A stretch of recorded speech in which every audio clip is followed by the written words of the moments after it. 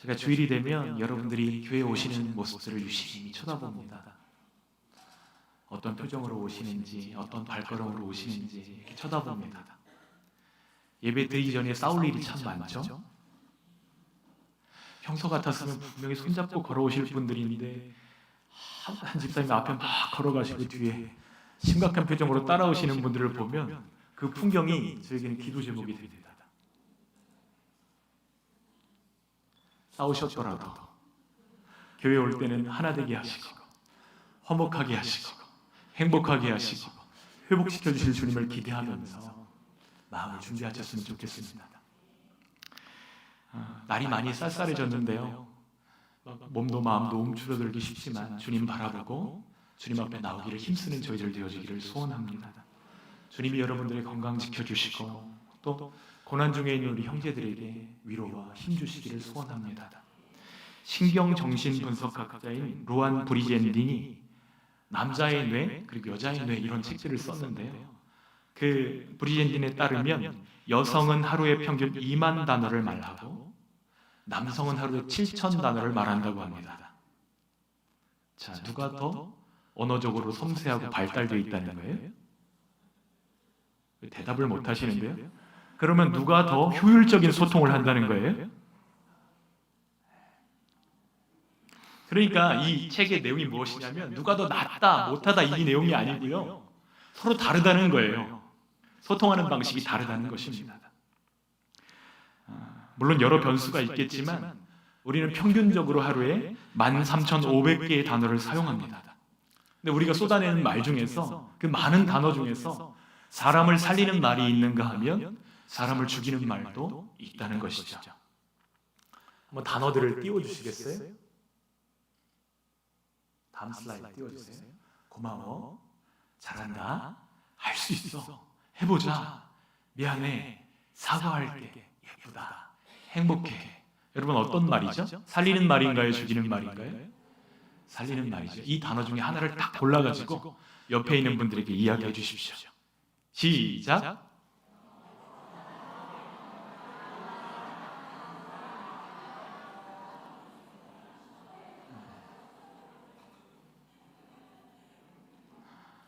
그런데 같은 단어인데 사람을 힘들게 하고 싶을 때가 있습니다. 뉘앙스만 살짝 바꾸면 됩니다. 잘한다, 여기서 잘한다 이렇게 바꾸면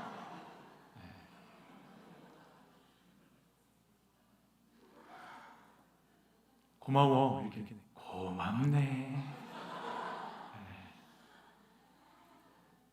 듣는 순간에 힘이 빠져버립니다. 주님이 우리의 언어 생활에도 지혜 주시기를 간절히 소원합니다. 사람은 밥만 먹고 사는 것이 아니라 보람을 먹고 산다는 이야기가 있습니다. 여러분 들어보셨죠? 어떤 일이 내게 의미 있다고 생각될 때, 그 일이 재밌다고 생각될 때 우리는 그렇게 힘이 들지 않습니다. 힘들게 느껴지지 않는 것이죠. 한번 상상해 보세요. 우리가 일을 쉬지 않고 한 10시간 정도 한다고 한번 생각해 보십시오. 벌써 표정들이 굳어지시는데요. 우리 아이들 중에는 하루에 10시간을 게임을 해도 지치지 않는 아이들이 있습니다. 너 오늘 잘못했으니까 게임 10시간 해. 그러면 아이들이 침울이 할까요? 춤을 출까요? 재미있는 일을 할 때 보람을 느껴요. 엄마 아빠들은 그 모습을 바라보면서 얘가 오늘도 하루를 날렸구나 막 땅을 치면서 후회하지만 이 아이들은 재미있는 일들을 할 때 보람을 느낍니다. 그리고 충전되는 것을 느껴요. 우리 집사님들 중에는 제가 얼마나 힘드세요? 이렇게 여쭈면 일할 수 있는 게 감사하죠. 이렇게 대답하시는 분들이 계십니다. 의미와 감사로 그 힘듦을 이겨내는 것이죠. 의미 있는 일들을 할 때 우리는 보람을 느낍니다. 재미있는 일들을 할 때 우리는 보람을 느낍니다. 요즘 우리가 계속해서 욥기를 묵상하고 있는데 욥기는 스토리가 앞에와 뒤에만 있어요. 그래서 속도가 잘 나지가 않습니다. 중간 부분을 살피는 것이 약간 쉽지가 않은데 욥기를 통해서 하나님을 알아가는 이 시간이 우리에게 보람이라고 고백할 수 있기를 소원합니다. 3장부터 시작되는 그 긴 논쟁, 욥의 세 친구들과 욥의 그 논쟁이 오늘에서야 끝이 납니다. 25장은 빌닷의 마지막 공격이고요, 26장은 욥의 대답입니다. 그런데 공격하는 빌닷도 대답하는 욥도 찬양의 형식을 빌어서 서로 대화하고 있는 것을 발견하게 됩니다. 빌닷이 찬양하는 하나님은 어떤 분이죠? 2절, 3절 읽겠습니다. 하나님은 주권과 위엄을 가지셨고 높은 곳에서 화평을 베푸시느니라. 그의 군대를 어찌 계수할 수 있으랴? 그가 비추는 광명을 받지 않은 자가 누구냐? 여러분, 이 말씀을 잘 보십시오. 빌닷의 찬양을 흠잡을 때가 있어요, 없어요? 흠잡을 때가 전혀 없습니다. 하나님이 주권과 위엄으로 이 땅을 통치하신다. 여러분, 주권은 통치하는 권한인데 그 권한이 누구에게 있다고요? 하나님께 있다는 고백입니다. 맞습니다. 또 하나님은 우리의 생각, 우리의 이해가 다 미치지 못할 만큼 높으신 하나님이십니다. 맞습니다. 하나님의 군대를 어떻게 계수할 수 있느냐? 하나님이 비추시는 빛을 받지 않는 자가 누구냐? 틀린 말이 하나도 없어요. 그런데 문제는 이렇게 하나님을 찬양하는 빌닷의 동기입니다. 빌닷이 하나님을 찬양하는 이유가 있어요. 사람에 불과한 욥이 어떻게 하나님 앞에 의로울 수 있는가? 이것을 말하고 싶은 것입니다.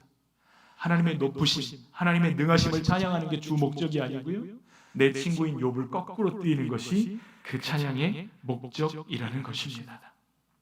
결단코 욥은 의롭지 않고 그는 벌레 같은 존재라는 것을 드러내고 싶은 것입니다. 그러니까 빌닷이 부르는 이 노래, 이 찬양은 살리는 노래인가요? 죽이는 노래인가요? 죽이는 노래입니다. 이어지는 4절로 6절 말씀을 보면 그것이 욥이라고 콕 집어서 이야기하지는 않지만 어떤 사람도 하나님 앞에서 의롭지 않다 이렇게 선언하는데요, 이 선언은 앞으로 욥이 어떤 존재라는 것을 지금 드러내 보이기 위한, 그것을 까발리기 위한 디딤돌에 불과한 것입니다. 빌닷의 태도를 통해서 우리가 주의해야 될 부분을 발견합니다. 아무리 고귀한 찬양이라 할지라도 사람을 정죄하는 수단이 될 수 있다 없다? 있다는 거예요. 고귀한 찬양인데 그 찬양으로 사람을 짓밟는 일에도 사용할 수 있다는 것입니다. 우리 앞에 두 가지 노래가 있는데 살리는 노래, 죽이는 노래가 있는데 살리는 노래 부르시는 저와 여러분들 되시기를 소원합니다. 이어지는 빌닷의 이야기 한번 읽겠습니다. 4절로 6절입니다. 그런즉 하나님 앞에서 사람이 어찌 의롭다 하며 여자에게서 난 자가 어찌 깨끗하다 하랴.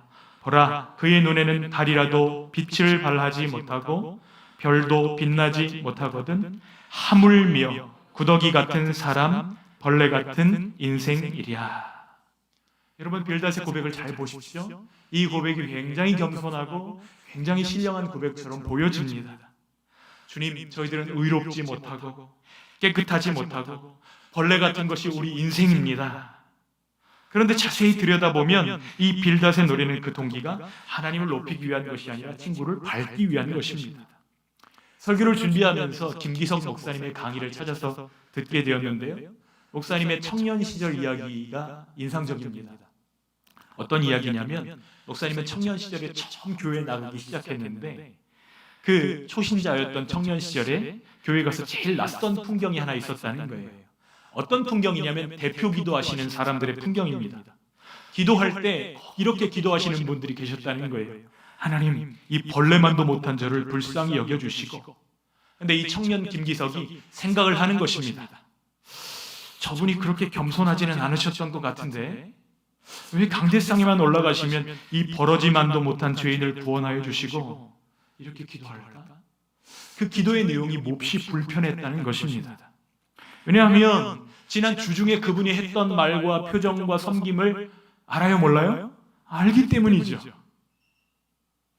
주중에는 전혀 안 그러셨는데 저는 버러지만도 못한 사람입니다 이렇게 말하시는 분이라면 결코 그렇게 남을 대할 수는 없는 것인데 이런 느낌을 많이 가졌다는 거예요. 여러분, 어떤 분들은 하나님 앞에서 자신을 낮추는 것, 자신을 비하하는 것 자체가 마치 하나님을 경외하는 것이다 이렇게 생각하는 분들이 있어요, 없어요? 있습니다. 그런데 정말로 자신이 그렇게 하찮은 존재라고 느낀다고 한다면 그렇게 처신하고 그렇게 살아야 되는 것이 맞잖아요. 기도의 자리에 있을 때는 이 버러지만도 못한 자를 불쌍히 여겨달라고 기도하고, 기도의 자리에서 내려오면 세상 모든 기득권들을 다 움켜쥐려고 하고 사람들을 위해 군림하려는 그 모습들을 볼 때 그 이중적인 모습, 그 종교적인 언어 때문에 마음이 몹시 불편했다는 것입니다. 초신자의 눈에도 그것이 보이는데 하나님은 모르실까요? 우리가 신앙생활을 하면 할수록 종교적인 언어를 배워가고 종교 생활을 배워가는 것이 아니라 더 예수님을 닮아가는 하나님의 사람들 되시기를 축복합니다. 나는 벌레만도 못하고 나는 구더기 같다는 빌닷의 고백이 진실이라면 친구를 정죄할 수는 없는 것이죠. 그러나 욥을 향한 빌닷의 태도는 은혜를 아는 자의 태도라고 보기 어렵습니다. 때때로 우리들은 가장 겸손한 언어를 사용해서 우리가 얼마나 하나님을 사랑하는지 우리의 의를 드러내 보이려고 하지만 하나님은 우리의 중심을 보시는 줄 믿습니다. 그러니까 기도할 때 정말 잘하는 기도는 상투적인 언어나 유려한 표현보다도 우리 마음이 담겨있는 솔직한 말 한마디가 하나님 기뻐하시는 기도인 줄 믿습니다. 빌닷의 생각을 한마디로 조리면 인간은 하나님 앞에 부정한 존재라는 것입니다. 인간이 연약한 존재이기 때문에 하나님 앞에 악하다는 거예요. 여러분, 이 표현도 굉장히 불편합니다. 그러나 우리가 죄인인 까닭은 우리가 연약하기 때문에 죄인이 아니에요. 하나님이 우리에게 주신 자유로 하나님을 거역했기 때문에 우리가 죄인인 것입니다. 만약 우리의 연약함이 우리의 죄라면 그 책임은 누구에게 있죠? 그렇게 만드신 하나님께 있잖아요. 하지만 하나님은 우리처럼 연약한 자, 우리처럼 부족한 자에게도 가능성을 열어주십니다. 한없는 사랑을 부어주십니다. 아들을 십자가에 내어주시면서 우리를 구원하시는 사랑하시는 아버지이십니다. 하나님이 오늘 우리들에게 주신 것만 봐도 알 수 있잖아요. 오늘 주님 앞에 나올 건강도 주셨고요, 오늘 우리가 나오는 길을 밝게 비치는 햇빛도 주셨고요, 우리가 숨 쉴 수 있는 공기도 주셨고요, 우리가 함께 예배할 수 있는 동역자들도 주셨고요, 정말 소중한 자유와 지혜도 우리에게 부어주셨고요, 우리를 사랑한다고 지금도 말씀하고 계시는 줄 믿습니다. 우리가 진짜 죄인인 이유는 연약하기 때문에 죄인인 것이 아니라 주님이 우리에게 그 많은 사랑과 은혜와 긍휼을 부어주심에도 불구하고 우리의 마음대로, 하나님의 뜻대로가 아니라 우리의 뜻대로 행하는 데 있다는 것이죠. 이제 욥이 빌닷의 날카로운 비판에 답변을 시작합니다. 1절로 4절 말씀이 있겠습니다. 욥이 대답하여 이르되 내가 힘 없는 자를 참 잘도 도와주는구나. 기력 없는 팔을 참 잘도 구원하여 주는구나. 지혜 없는 자를 참 잘도 가르치는구나. 큰 지식을 참 잘도 자랑하는구나. 내가 누구를 향하여 말하느냐? 누구의 정신이 내게서 나왔느냐? 여러분, 이거 랩이라고 한다면 최상급 랩입니다. 훅과 이 라임이 기가 막혀요. 욥의 말투가 달라진 것이 느껴지십니까? 이전에는 일방적으로 얻어맞았다고 한다면 이제 욥이 마음에 좀 맷집이 생긴 것 같아요. 힘이 생겼습니다. 뭐라고 이야기하죠? 참 잘도 도와주는구나. 참 잘도 구원해 주는구나. 참 잘 가르치는구나. 참 잘 자랑하는구나. 욥 안에 지금 힘이 생기고 있는 것을 발견하게 되어집니다. 여러분, 이 힘이 도대체 어디로부터 왔을까요? 한 사람도 아니고 세 사람이 둘러서서 연속적으로 욥을 말로 두드려 패는 그런 상황 속에서 욥의 이 힘, 이 맷집, 이 단단함은 어디서부터 비롯되었을까요? 여러분, 하나님에 대한 바른 지식입니다. 살리는 노래는 하나님에 대한 바른 지식, 하나님과의 바른 관계에 뿌리를 내린 노래입니다. 욥이 하나님의 권능을 찬양하는 대목을 함께 읽어볼 텐데요, 함께 그 부분들을 발견해 보셨으면 좋겠습니다.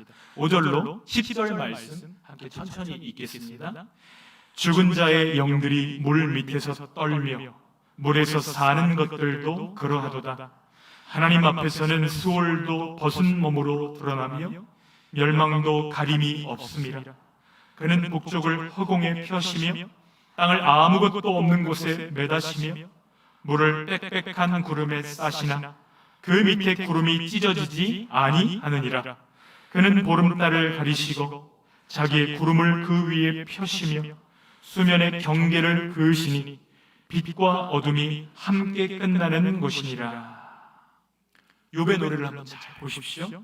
수월도, 땅도, 바다도, 하늘도 하나님의 권능이 미치지 않은 곳이 있어요, 없어요? 없다는 거예요. 하나님이 그 모든 곳을 다 통치하고 계시다는 것입니다. 욥도 지금 친구들처럼 하나님을 찬양하고 있어요. 그런데 욥이 찬양하는 목적은 친구들이 하는 그 말이 잘못됐다는 것을 반박하는 내용이 아닙니다. 어떤 내용이죠? 지금까지 자신의 한탄과 원망이 하나님의 존재를 부정하는 것이 아니라는 것을 지금 보여주고 있는 거예요. 욥이 찬양하는 하나님은 크신 하나님이십니다. 하나님의 주권이 미치지 못한 곳이 전혀 없다는 것이에요. 설령 그 자리가 스올, 죽음의 자리라고 할지라도, 설령 그 자리가 가장 높은 하늘, 우리가 도달할 수 없는 그곳이라 할지라도 하나님이 다스리신다는 것입니다.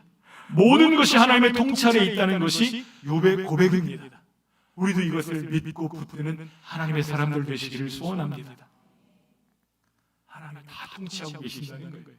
그것을 믿을 때에 맷집이 생기는 것입니다. 설령 나의 죽음도 누가 통치하신다는 거예요? 하나님이 통치하신다. 이것을 믿을 때에 몸을 죽일 수 있는 사람을 두려워하는 것이 아니라 몸과 그 영혼을 능히 멸하실 수 있는 하나님을 경외하게 되는 줄 믿습니다. 이어서 욥은 하나님의 능력을 찬양합니다. 11절로 14절 읽겠습니다. 그가 꾸짖으신 즉 하늘 기둥이 흔들리며 놀라느니라. 그의 능력으로 바다를 잔잔하게 하시며 지혜로 라합을 깨뜨리시며 그의 입김으로 하늘을 맑게 하시고 손으로 날렵한 뱀을 무찌르시나니 보라, 이런 것들은 그의 행사의 단편일 뿐이요 우리가 그에게서 들은 것도 속삭이는 소리일 뿐이니 그의 큰 능력의 우레소리를 누가 능히 헤아리랴. 하나님이 꾸짖으실 때 하늘의 기둥들이 흔들립니다. 또 라합과 날렵한 뱀은 바다에 살면서 하나님을 대적하는 악한 세력들을 의미하는데 하나님이 그들을 꾸짖으시며 또 하나님이 대적하는 악한 세력들을 심판하신다고 말씀하십니다. 이것이 고난 중에 부르는 욥의 찬양입니다. 욥의 하나님은 능력의 하나님이신 것이죠. 우리 하나님도 다르지 않습니다. 우리 하나님은 능력의 하나님이십니다. 우리의 찬양이 하나님만을 향하고 찬양을 드리는 우리의 중심이 하나님께 있을 때에 그 노래는 죽이는 노래가 아니라 살리는 노래가 되는 것입니다.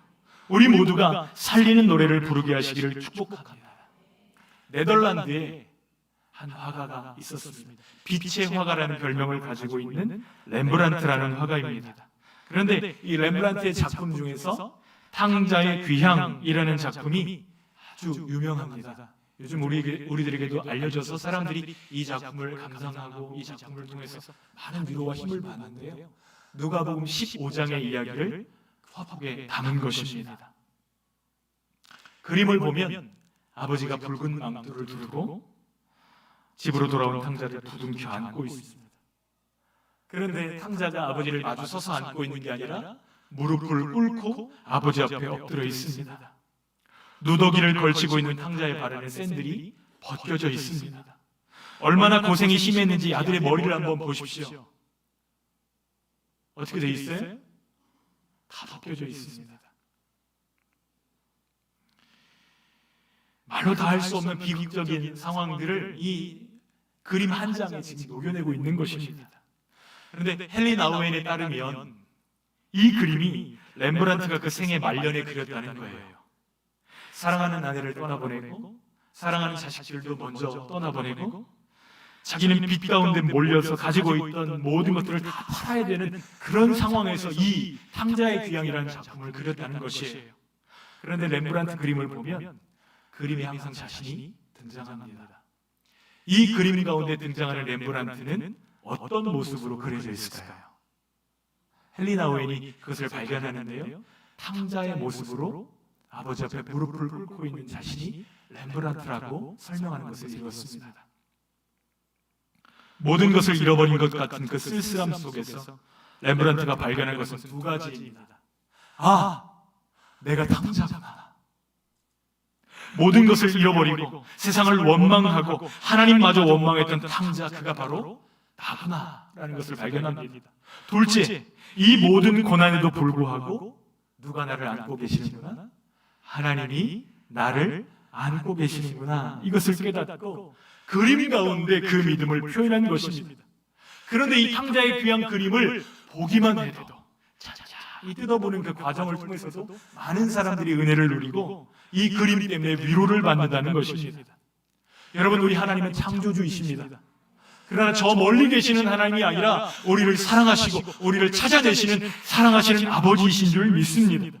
만일 하나님이 빌닷의 말처럼 우리를 구더기처럼 여기신다면 우리가 두려움 없이 하나님 앞에 설 수 있을까요? 그럴 수 없어요. 두려워서 그 앞에 나갈 수도 없을 것입니다. 그러나 우리 하나님은 우리를 사랑하시는 아버지시라는 거예요. 한번 누가복음 15장 내용을 생각해 보십시오. 아들이 아버지 앞에 나와서 얘기합니다. 버젓이 살아계시는 아버지에게 나에게 유산을 주십시오. 유산은 언제 주는 것이죠? 아버지가 돌아가신 이후에 분배되는 것입니다. 그런데 살아계신 아버지를 붙잡고 유산 달라는 거예요. 그 돈 가지고 나가서 잘 썼습니까? 그렇지 않잖아요. 허랑방탕해서 다 탕진해 버립니다. 그런데 그렇게 탕진하고서 돼지 먹는 주염 열매로 자신을 줄인 것을 채우다가 생각하는 것이죠. 우리 아버지 집에는 일꾼도 많은데 아버지께로 돌아옵니다. 그런데 저 멀리 있어서 냄새나고 더럽고 실패한 아들이 걸어오는 모습을 보고 아버지가 어떻게 하죠? 달려나옵니다. 버선발로 달려나오시는 거예요. 신발이 벗겨진 줄 모르고 달려나와서 그를 끌어안습니다. 그리고 노래합니다. 종들을 부릅니다. 이 옷을 갈아입혀 주어라. 소를 잡아라. 이는 내 아들인데 죽었다가 다시 살아 돌아온 아들이다. 그것을 기뻐하면서 잔치하는 아버지가 누구시라고요? 우리 하나님이시라는 것입니다. 그래서 이 비유는 엄밀하게 이야기하면 탕자의 비유가 아니라 사랑하시는 아버지의 비유인 것입니다. 하나님의 사랑으로 우리의 삶을 다시 보기를 원합니다. 문제만을 바라보면 우리 눈앞이 캄캄해집니다. 그러나 하나님의 사랑의 빛으로 다시 보면 문제는 그렇게 크지 않아요. 우리 하나님이 훨씬 더 크십니다. 욥이 고난 가운데 그것을 발견하는 거예요. 수월도 하늘도 땅도 그 어떤 것도 하나님보다 크지 못하다는 것입니다. 세 친구들의 끝없는 정죄에도 불구하고 하나님을 바라봄으로 새 힘을 얻었던 욥처럼 우리가 크신 하나님의 사랑을 묵상하고 하나님의 능력을 찬양할 때 주님은 우리 마음 가운데도 힘을 주시고 고난을 마주할 수 있도록 우리를 새롭게 하실 줄 믿습니다.